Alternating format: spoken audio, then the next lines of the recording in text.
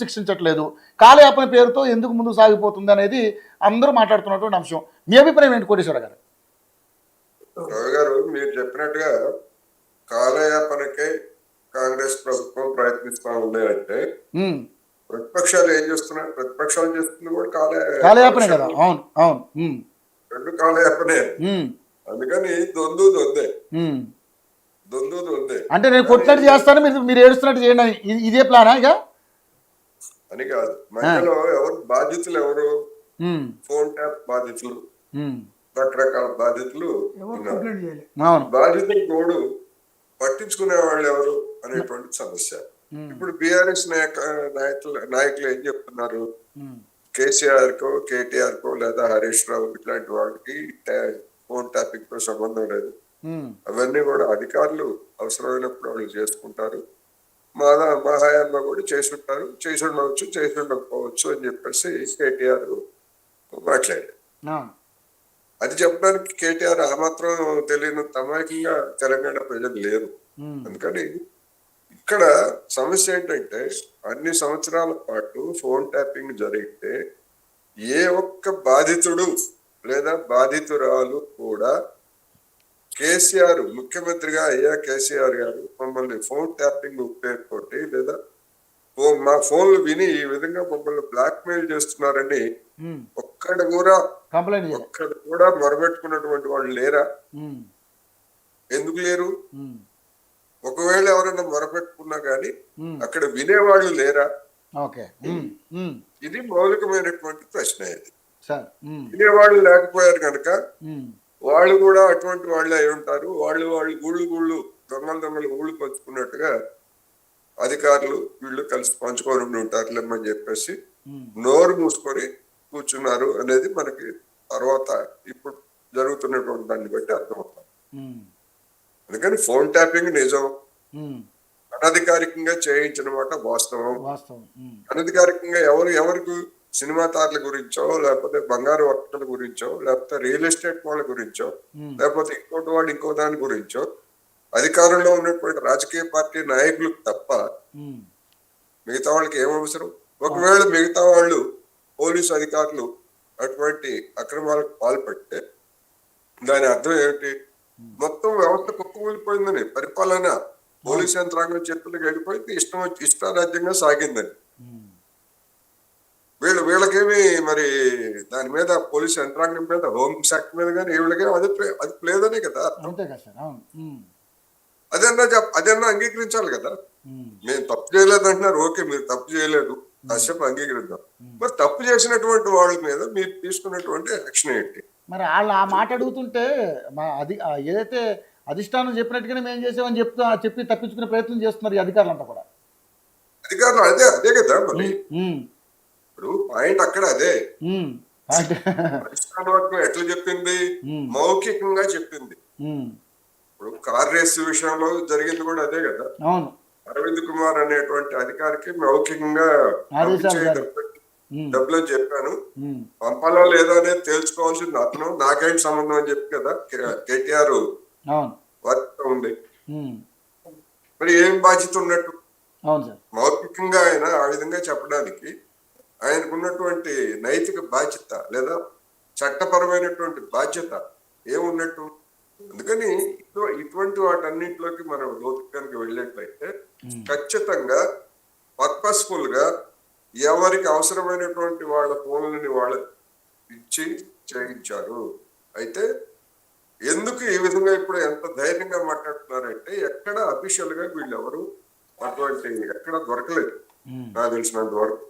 రాతపూర్వకంగా ఆదేశాలు ఇచ్చినటువంటిది కానీ లేదా ఎలక్ట్రానిక్ అంటే ఫోన్ల ద్వారా చెప్పినప్పుడు రికార్డ్ చేసినటువంటి కానీ ఇట్లాంటివి ఏవి కూడా లేవు. కేవలం మౌఖికంగా చెప్పినటువంటి ఆదేశాలు, మా వాళ్ళు ఏదో లిస్ట్ ఇస్తారు, ఆ లిస్ట్ ప్రకారం మీరు చేయండి అంటే ఇక్కడ మళ్ళీ డీజీపీ మీద సిఎస్ మీద ఎదురుదాడి చేస్తున్నారు.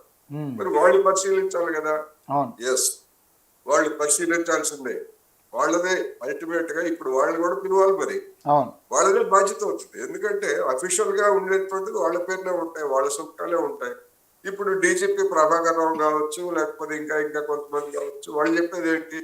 ఏమోనండి మాకు తెలియదు, మాకు వచ్చినటువంటి ఇదిగో ఇది చేయమని చెప్పేసి మేము ఇచ్చాము, అవి ఎవరు కూడా మాకు తెలియదు, మా కింది వాళ్ళు ఇచ్చారు, వాటిని మేము ఫార్వర్డ్ చేసాము, వాళ్ళు గో హెడ్ అని చెప్పారు, అల్టిమేట్ గా బాధ్యత వాళ్ళదే కదా అని చెప్పేసి డీజీపీ ప్రభాకర్ రావు చెప్పింది కూడా అదే కదా. అందుకని అందరూ కలిసి తప్పించుకున్నారు, అందరికీ తెలుసు. ఉదాహరణకి మనకి 2G స్కామ్ స్పెక్ట్రమ్ కేసు తెలుసు కదా. స్పెక్ట్రమ్ కేసులో అవినీతి జరిగిందా లేదా? ఖచ్చితంగా అవినీతి జరిగింది. కానీ దోషులు ఏమయ్యారు? కేసు తేలలేదు, సాక్ష్యాలు లేవు, దోషులు లేరు, అవినీతి లేదు, అక్రమం లేదు, అందరూ పెద్ద మనుషుల కింద చెప్పారు. మరి దాని మీద ఇప్పుడు ఇందాక మన నరసింహనాయుడు గారు అన్నారు, ఇది తేల్చకపోతే అసమర్థత కిందకి వస్తుంది రేవంత్ రెడ్డి. మరి 2G స్కామ్ తేల్చడానికి నరేంద్ర మోడీ గారు అసమర్థుడనాలా సమర్థుడనాలా అయ్యింది? ఇప్పుడు ఆ కేసు పోయింది కదా. 2G scam court కొట్టేసిందండి. దానికి నరేంద్ర మోడీ కోర్టు కొట్టేస్తే ఇది కూడా అంతేగా. వాళ్ళ హయాంలో యూపీఏ హయాంలో అల్టిమేట్ గా కొట్టేసేది కోర్టే కదా, శిక్ష చేసినా కోర్టు వేసినా. అందుకని మరి కోర్టు ఏమి కేసు లేకుండానే, కోర్టు ఏమి లేకుండానే అసమర్థుడు అంటారు అని చెప్పేసి మీరు అన్నారు కనుక చెప్తున్నాను నేను. మరి ప్రభుత్వ అసమర్థత కారణంగానే కదా జరిగిన వాస్తవం తెలుసు అందరికి. అంత హైటెక్ ఎట్లా జరిగింది 2G స్కామ్? ఇదిగో మేము ఫలానా విధంగా ముందు దరఖాస్తు చేసుకున్నటువంటి వాళ్ళకి ముందుగా ఇవ్వాలని చెప్పేసి మేము ఒక నిబంధన పెట్టబోతున్నాము అని చెప్తే, ఆశ్రితులుగా ఉన్నటువంటి వాళ్ళు మీరు దరఖాస్తు చేసుకోండి, మీ దరఖాస్తులు నెంబర్ 1, 2గా ఉంటాయి, మీకు వస్తాయని చెప్పారు. అదే విధంగా పెట్టారు, కేసు కొట్టేశారు, మొత్తం అంతా దండుకున్నారు. ఇప్పుడు నైనీ బ్లాక్ అదే కదా. దీనిలో ఇంకొక కదా తెలివితేటలు ఎట్లా పెరిగిపోయినా చూడండి. సైట్ విజిట్ చేసి అనేటువంటిది ఎవరైనా చేస్తారు, మీరైనా నేనైనా ఎవరైనా చేసి అది మనకు పనికొస్తుందా లేదా, అక్కడ యాక్టివిటీస్ చేయగలమా లేదా అని ఎవరైనా చూసుకుంటారు. కానీ మనం వెళ్ళినట్టు మనం చూసినట్టు సింగరేణి అధికారులు సర్టిఫికెట్ ఇవ్వాలంట. సర్టిఫికెట్ ఇవ్వకపోతే మనం వెళ్ళినా ఉపయోగం లేదు కదా. అంటే ఏంటి, కొంతమందికే సర్టిఫికెట్లు ఇస్తారు. ఇది పెద్ద కుంభకోణం కదా.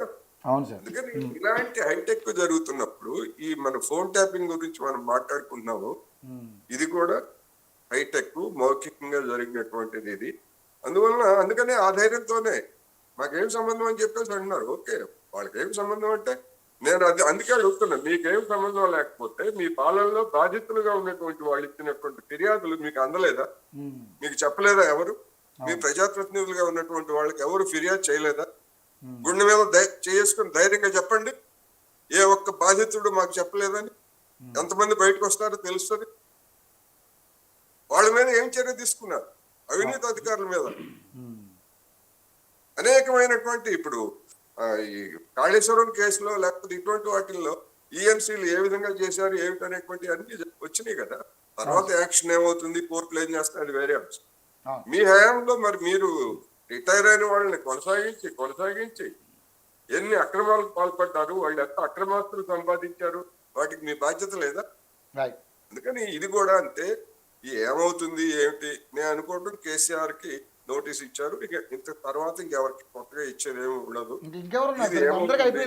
అనేటువంటి ఒకటి, కేసీఆర్ వెళ్తారా లేదా అనేటువంటి చర్చ వాళ్ళ మార్నింగ్ నుంచి ఈ వార్త వచ్చినప్పటి నుంచి జరుగుతుంది. వెళ్ళకపోతే ఏమవుతుంది? ఇక్కడ టాక్టికల్ గా సిట్ కూడా చాలా జాగ్రత్తగా వ్యవహరించింది. ఎందుకని కేసీఆర్ నాకు ఆరోగ్యం బాగాలేదు, అనారోగ్యంతో ఉన్నారు, నేను కదలలేను, మాట్లాడలేను, చెయ్యి ఊపలేను, అందుకనే అసెంబ్లీకి రావట్లేదని కదా చెప్తా ఉంది. అందుకని అయ్యా బాబు మీరు మా ఆఫీస్ కి రాలేరు, వయసు భయపడింది, మేమే అక్కడికి వస్తాం, ఎక్కడికి రమ్మంటారో చెప్పండి అని చెప్పేసి ఆప్షన్ ఇచ్చారు. రేపు దాన్ని అంగీకరించి ఆయన మా ఇంటికి రండి అని చెప్తారా? ఒకవేళ చెప్పేట్లయితే అది తర్వాత దాని రిపర్కషన్స్, దాని పర్యవసానాలు, విమర్శలు ఏ విధంగా ఉంటాయో మనం ఊహించుకోవచ్చు. లేదు మా ఎక్కడికైనా అనేక చోట్లకి వెళ్తున్నారు కదా, అట్లాగే సిట్ ఆఫీస్ కూడా వస్తాయి. ఇప్పుడు కాళేశ్వరం కమిషన్ ఆఫీస్ కి అంత పటాటోపంతో వచ్చినటువంటి కేసీఆర్ కి అప్పటి నుంచి ఇప్పటికి అంత అనారోగ్యమైనటువంటి పరిస్థితి ఏం లేదు కదా. అవును అవును అందుకని ఇవన్నీ కూడా ఏంటంటే ఎవరి ఎత్తులు వాళ్ళు వేస్తున్నారు, ఎవరి ప్రచారం వాళ్ళు చేస్తున్నారు. చివరికి ఏమవుతుంది, ఈ బాధితులు ఏమవుతారు, ఇవన్నీ కూడా ఎవరికి తెలియదు. ఇంతవరకు ఛార్జ్ షీట్ దాఖలు చేయలేదు కనుక ఇందులో నిందితులు ఎవరు, బాధితులు ఎవరు, సాక్ష్యాలు ఏంటి అనేటువంటి కూడా వాటి గురించి మనం ఇప్పుడు చెప్పలేము. అందుకని అవి వచ్చిన తర్వాత మాత్రమే ఒక స్పష్టత వస్తుంది అనేది నేను చెప్పదలుచుకున్నాను. రైట్ ఫైనల్గా రాములు గారు, అంటే నిజంగానే మరి కోటేశ్వరరావు గారు అన్న దానికి మరి ఏంటి అంటే మీరు దానికి ఏ విధంగా రియాక్ట్ అవుతారు? ఎందుకంటే నిజంగానే మరి కాలయాపన పేరుతోటి మీరు చేస్తున్నారంటే మరి బీఆర్ఎస్ వాళ్ళు ఏం చేస్తారు, ప్రధాన ప్రతిపక్షంలో మరి దీని మీద మరి గట్టిగా